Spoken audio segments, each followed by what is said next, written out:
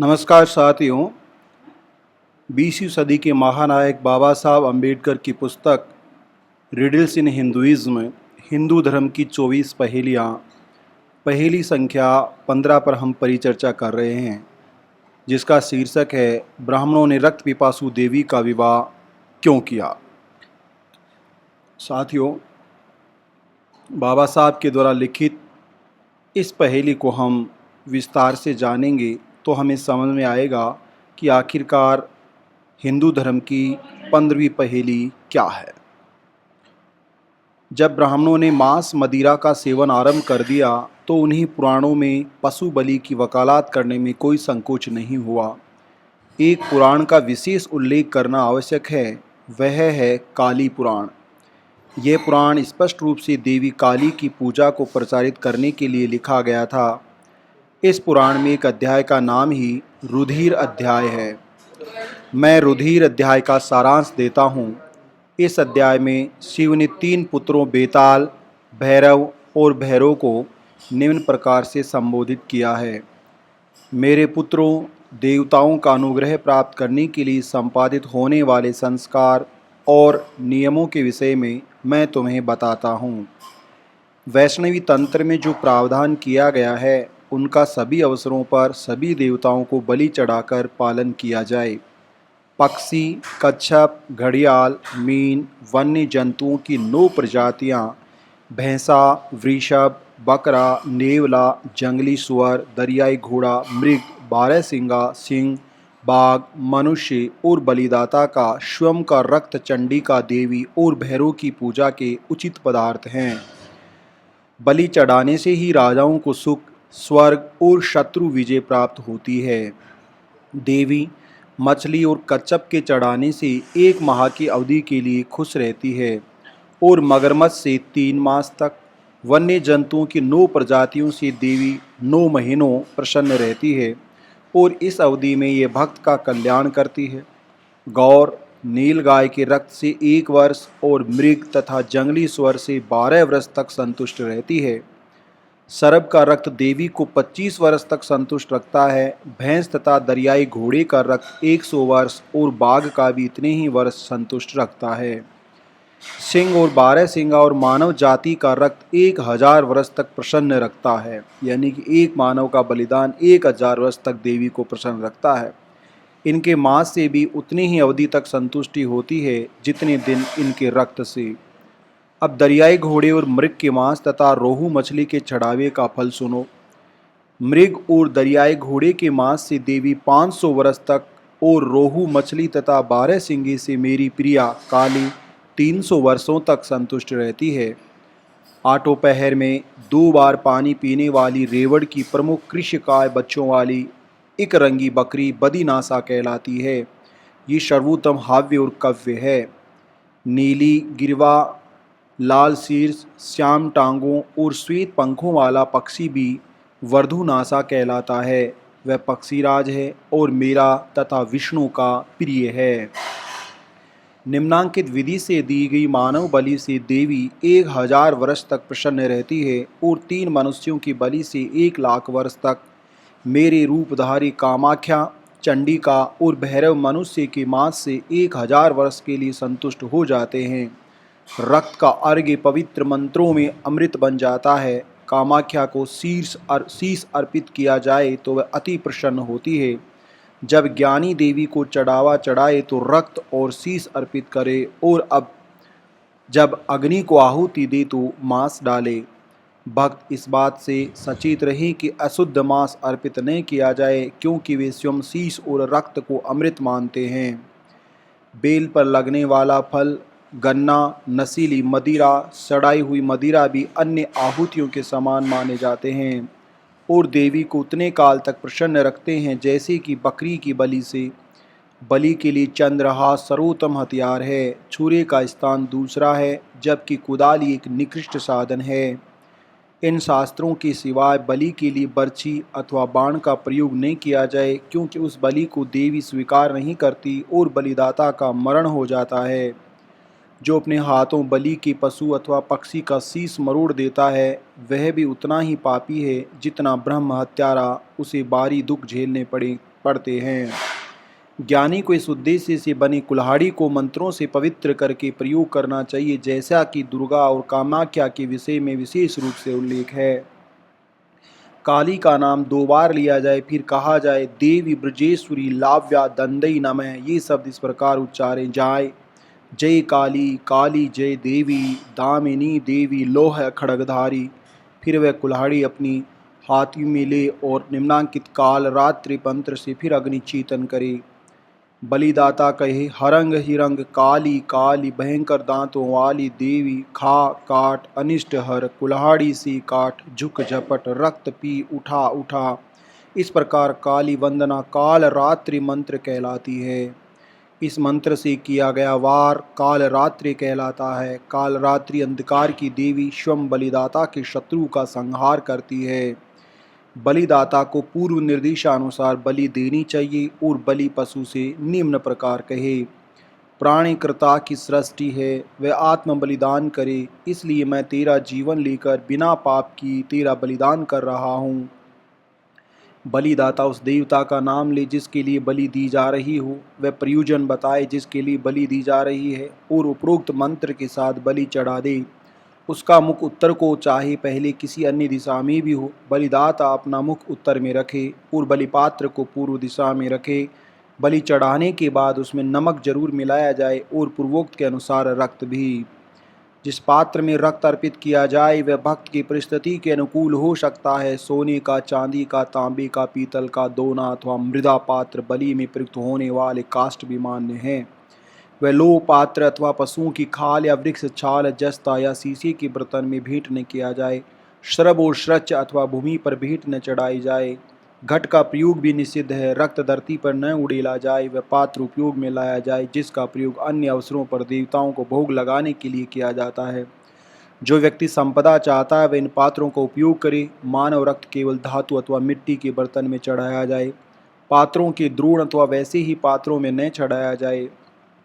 अश्वमेध यज्ञ को छोड़कर अश्व की बलि देना अनुचित है। गजमेध के अतिरिक्त हाथी की बलि भी अनुचित है। राजा यह देखे कि इन अवसरों को छोड़कर ये बलियां न दी जाए, किसी भी दशा में ये देवियों को न चढ़ाए जाए। अवसर पड़ने पर अश्व के स्थान पर जंगली सांड चढ़ाया जा सकता है। साथ ही हम जानते हैं तमाम तरह के जीव जंतु जगत की हत्या के लिए कौन जिम्मेदार है? धर्मशास्त्र और उनकी रचयिता। ब्राह्मण देवी को कभी सिंह अथवा बाघ या अपने रक्त की बलि न दे, न ही नशीली शराब चढ़ाएं। यदि कोई ब्राह्मण सिंह, बाघ अथवा मानव की बलि चढ़ाता है तो वह नरक जाएगा और जितने समय धरती पर रहेगा दुख दारिद्र्य भोगेगा।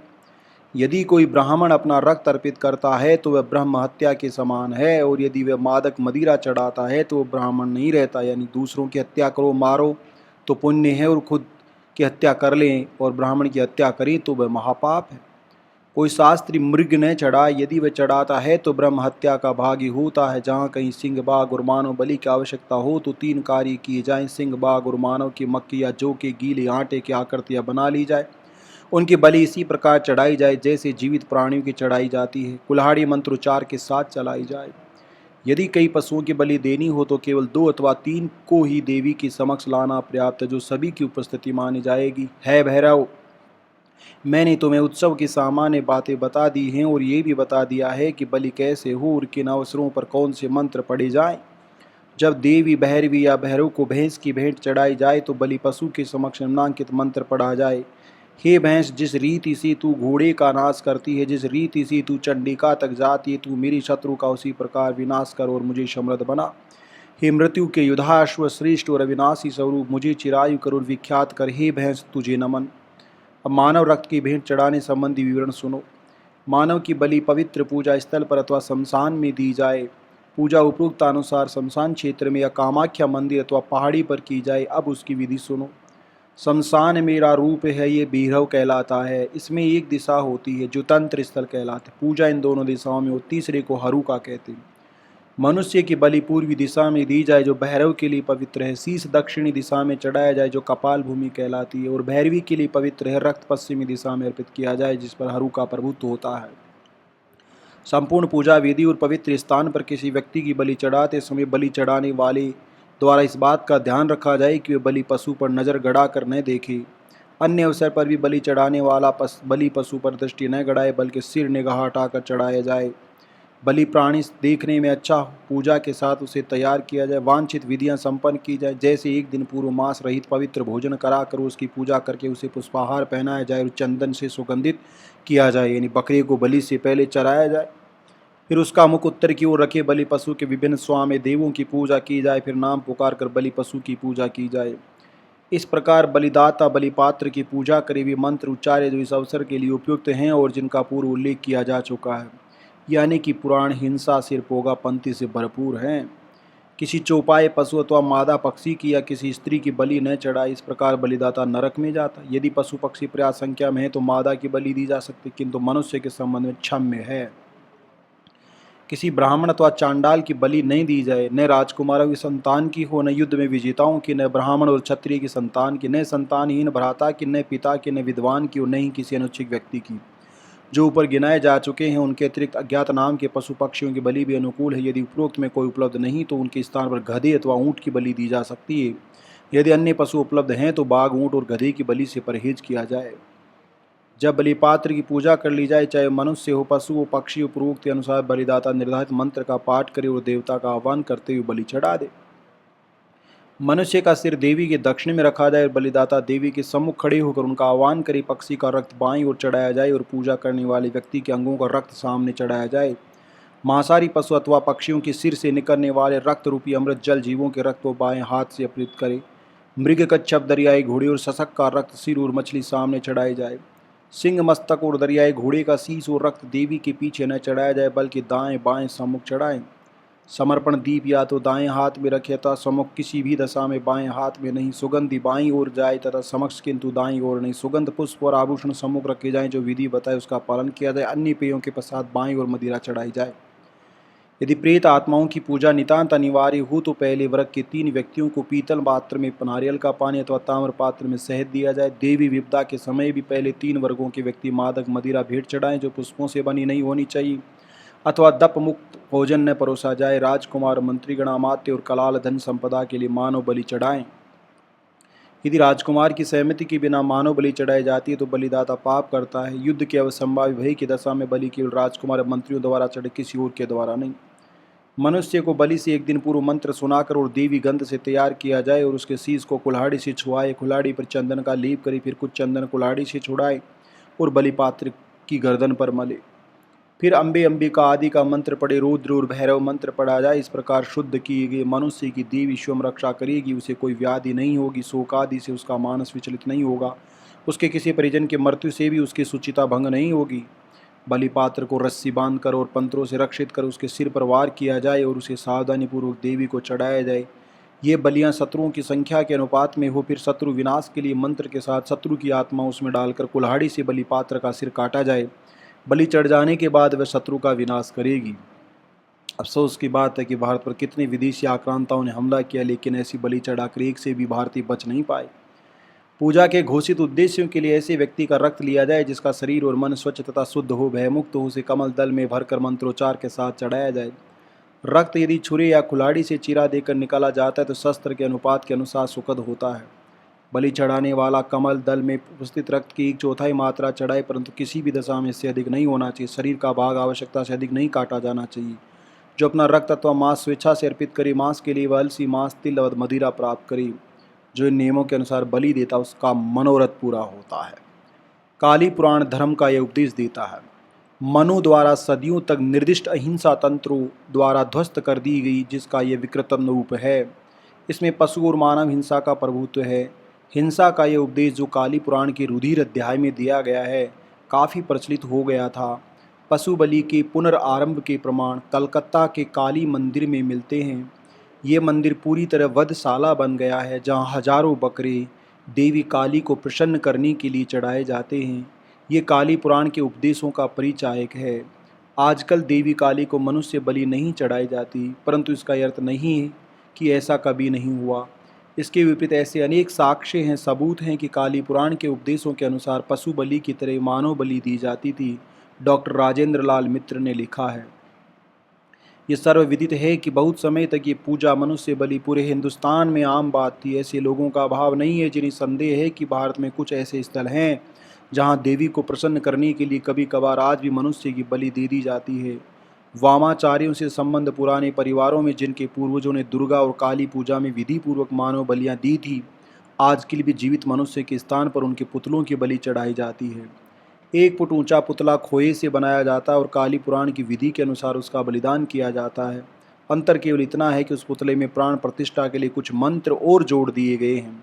24 परगना के मेरे डिप्टी कलेक्टर मित्र बाबू हेमचंद्र केर ने बंगाल में पटसन संस्कृत पर एक उत्तम पुस्तक लिखी है। उन्होंने मुझे बताया कि बंगाल के पूर्वी क्षेत्रों में इस प्रकार की बलि प्राय दी जाती है, परंतु पुतला एक व्यक्ति द्वारा न काटा जाकर परिवार के सभी वयस्क लोगों द्वारा एक साथ काटा जाता है। वे या तो अलग अलग चाकुओं से एक साथ वार करते हैं अथवा एक ही चाकू को संयुक्त रूप से पकड़ते हैं। इसे शत्रु बल कहा जाता है। नर बलि और शत्रु बलि गुप्त रूप से मध्य रात्रि में दी जाती है। बहरहाल शत्रु बलि काली का पुराण की नर बलि से भिन्न पूजा है। इसका निर्देश बृहन्नल्ला तंत्र में है, जिसमें कहा गया है कि उल्लिखित अन्य पूजाएं संपूर्ण हो जाने के बाद राजा को खोए से बने अपने शत्रु को बलि देनी चाहिए। उसे अग्नि के समान दहकती आंखों से दे के भरपूर वार करे और एक ही बारी में उसके 2 टुकड़े कर दे। इससे पूर्व उसकी प्राण प्रतिष्ठा कर ली जाए और जिस व्यक्ति का विनाश किया जाए उसका नाम लिया जाए, ओ महेश बहारिया, उसके शत्रु का नाश कर। इस संबंध में जानना महत्वपूर्ण है कि काली शिव की पत्नी है। प्रश्न यह है कि क्या शिव पशु बलि स्वीकार करते हैं? उत्तर यह है कि एक समय शिव पशु बलि पर निर्भर थे। आज के शिव भक्तों को ये बात अनोखी लग सकती है, परंतु ये यथार्थ है और जो कोई उसका प्रमाण चाहे वह आश्वलायन गृहसूत्र देखे, जिसमें शिव की संतुष्टि के लिए वृषभ की बलि का विस्तृत विवरण है। मैं इस आश्वलायन गृहसूत्र का यथावत पाठ प्रस्तुत करता हूँ। उसका कथन है, अब छिद्रित वृषभ रुद्र के लिए बलि चढ़ाया जाता है। आद्रा नक्षत्र में अथवा वसंत में अपने झुंड में समाविष्ट वृषभ न कोडी न ही चितला, कुछ के मत में काली चिति वाला। यदि वह चाहे काला, यदि इच्छा हो तो ताम्रवर्णी। वह उस पर पानी छिड़कता है जिसमें उसने चावल और जौ डाले होते, सिर से पूंछ तक। मंत्र, महान देव रुद्र के लिए तैयार हो जा। वह उसे बड़ा होने दे, जब उसके दांत आ जाए अथवा वृषभ बन जाए, उस क्षेत्र में जो विशिष्ट रूप से शुद्ध हो, ऐसे स्थान पर जो गांव से दिखाई नहीं दे। मध्य रात्रि के पश्चात, कुछ के मत में सूर्योदय के पश्चात, फिर पूजा के ज्ञाता ब्राह्मण को बिठाएं। इससे पहले पेड़ के पतिदार तने से बलि खम्भ बनाएं, उसमें 2 लताओं अथवा कुश की 2 रस्सियां मेखला की तरह बांधे, एक सिरा बलि पशु के सिर के मध्य में बांधे। फिर वही मंत्र बोली कि जिसकी बलि के लिए लाया गया उसकी सहमत से मैं तुम्हें बांधता हूँ। पानी का छींटा उसी प्रकार दिया जाएगा जैसे पशु बलि में दिया जाता। हमें भिन्नता बचानी होगी। फिर श्रुतानुसार पत्री के साथ बलि दी जाए। मंत्र के साथ त्वय हर मृदा सर्व शिवा भव महादेव उग्र भीम पशुपति रुद्र शंकर ईशान स्वाहा, अथवा अंतिम 6 सूत्र अंतिम अथवा मंत्र तय रुद्र स्वाहा। फिर चारों दिशाओं में बलि अर्पित करी। मंत्र का भाव, रुद्र ये भेंट तुझे प्रस्तुत है, तू मुझे हानि न पहुँचे। इस प्रकार चारों दिशाओं में भेंट चढ़ाई जाए। निम्नांकित मंत्रों से चारों दिशाओं की पूजा की जाए। रुद्र हम क्या करिए, प्रार्थना रुद्र के लिए, हे पिता तेरे लिए अति नमन के साथ ये गीत रुद्र के लिए है। ऋग्वेद की 43 114 11 33 सप्तम 46। रुद्र के लिए सभी बलियों के समय इस क्षेत्र पूजा की जाए। ऋग्वेद में हिंसा से भरे हुए अकाट्य, प्रामाणिक, किंवदंतियाँ, भोगापंथी सभी हैं। चावल की पुआल और भूसी पूंछ और खाल सर पैर बलि दिए गए पशु की अग्नि में डाले जाएं। समवात्य के अनुसार खाल का कुछ उपयोग किया जाए। अग्नि के उत्तर में दूर्बा घास पर या कुसा के घेरे में बलि दिए गए पशु का रक्त चढ़ाया जाए। उसके मंत्र का भाव, फुफकारने वाले, गर्जन वाले, ढूंढने वाले, जकड़ने वाले सरीसृप जो यहाँ हैं, ये तेरे लिए इसे ग्रहण कर। फिर उत्तर की ओर घूमकर जो सरीसृप के लिए नियत है, कहीं फुफकारने वाले सरीसृप यहाँ जो कुछ है तेरे लिए इसे ग्रहण कर। बलिदाता जानता है कि सभी नाम, सभी आयोजक, सारी उत्तेजना से वह प्रसन्न होता है। उन व्यक्तियों की भी वह हानि नहीं करेगा जो पूजा में बैठते, ऐसा समझा जाता है। वह बलि के भाग में साझेदार नहीं होगा। वह बलि से संबंध कोई पदार्थ गांव में नहीं ले जाए। वह बलि स्थान से अपने लोगों को दूर रखेंगे, पर भी एक निर्दिष्ट अवसर पर वह भाग ले। वह सौभाग्य से कटे हुए वृषभ की बलि से धन, क्षेत्र, शुद्धता, पुत्र, पशु, दीर्घायु, दीप्ति मिलती है। बलिदान के पश्चात अन्य पशु ने कहा है उसे ऐसे पशुओं का अभाव नहीं रहेगा, फिर वह पशुहीन नहीं रहेगा, ऐसा जाना जाता है। वह संतति मंत्र जपता हुआ अपने घर जाए। यदि उसके पशुओं को व्याधि हो तो गौशाला में उसी देवी के लिए बलि दे। पके भोजन का भोग जो उसने बलि में चढ़ाया बलि स्थल की घास और अग्नि आग में डाल दिया जाए। अपनी गायों को धुएं से बच्चे से निकाले, बीच से निकाले। संतति मंत्र पढ़ते हुए पशुओं के बीच जाए। सोनक को नमन, सोनक को नमन। आजकल शिव पशु बलि स्वीकार नहीं करते। शिव पूजा का यह रूप अहिंसा स्वीकार करने के पश्चात बदला है। हिंसा से अहिंसा अपनाने के बाद ब्राह्मणों ने शिव को हिंसक से अहिंसक बना डाला। शिव के अहिंसक देवता बन जाने के बहुत बाद काली पूजा आरंभ हुई। कुछ भी हो, उनकी पत्नी काली हिंसक देवी बन गई। परिणाम यह हुआ कि हमें अहिंसक रक्तपातहीन देवों की पत्नी के रूप में क्रूर रक्त पिपासु स्त्रियां देवियां मिली। क्या ये पहेली नहीं? ब्राह्मणों ने ऐसा क्यों किया? Thank you so much.